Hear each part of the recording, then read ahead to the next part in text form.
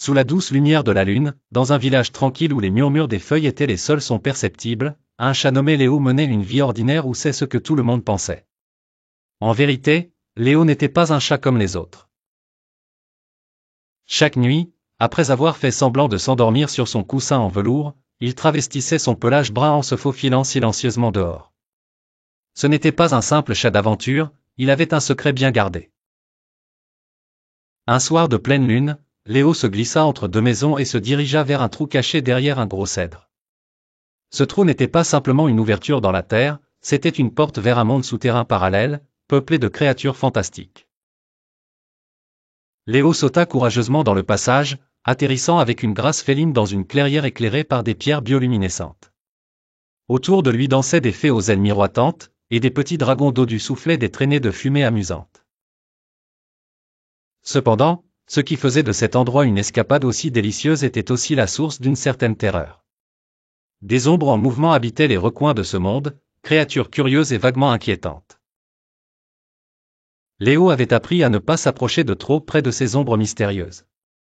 Lors de cette sortie particulière, Léo s'aventura un peu plus loin que d'habitude. Il découvrit une grotte étincelante, où brillait une étrange montre à gousset suspendue dans les airs. Intrigué, il s'en approcha lentement, mais une des ombres, plus audacieuse que les autres, glissa derrière lui. Léo, ses instincts aiguisés, sentit une présence et tourna son regard perçant vers l'obscurité mouvante. Avec un sursaut d'agilité, il bondit en arrière, réussissant à éviter ce qui semblait être une tentative de l'ombre de l'envelopper. C'était une danse d'agressivité et de charme, où l'amusement et la peur s'entremêlaient. Après quelques instants tendus, l'ombre, apparemment impressionnée par sa bravoure ou simplement divertie par son agilité, se fondit à nouveau dans le décor scintillant. De retour à la clairière, Léo reprit son souffle en regardant les fées continuer leur danse joyeuse. Satisfait de sa frayeur nocturne, il se dirigea vers la sortie, emportant avec lui le frisson de l'aventure et le confort de la sécurité retrouvée de son petit monde villageois.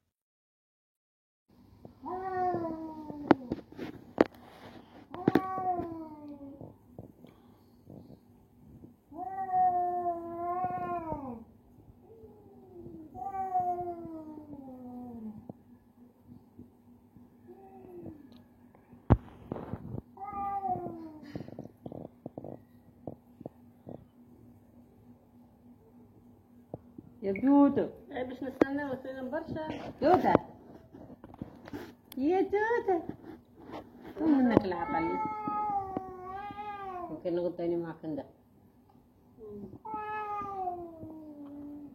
كون منك العقل وليدي يا جودة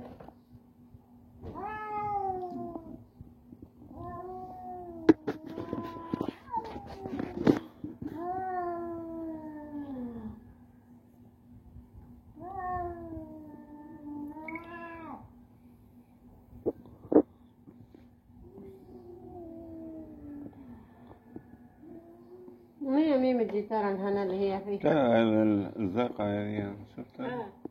انت تليفون ولا انت؟ والله ما في ثم غادي والله ما انصرفوا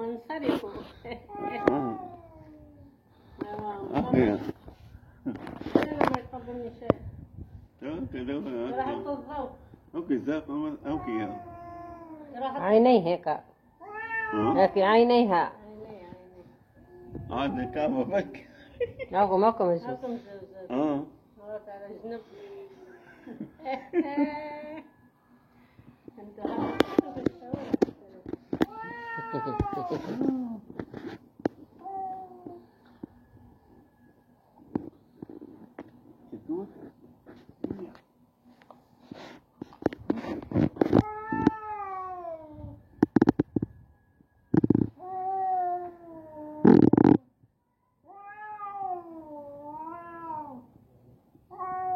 ليش سايب علينا؟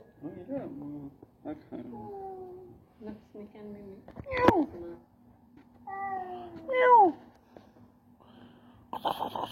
لا لا بحذاك الكلبة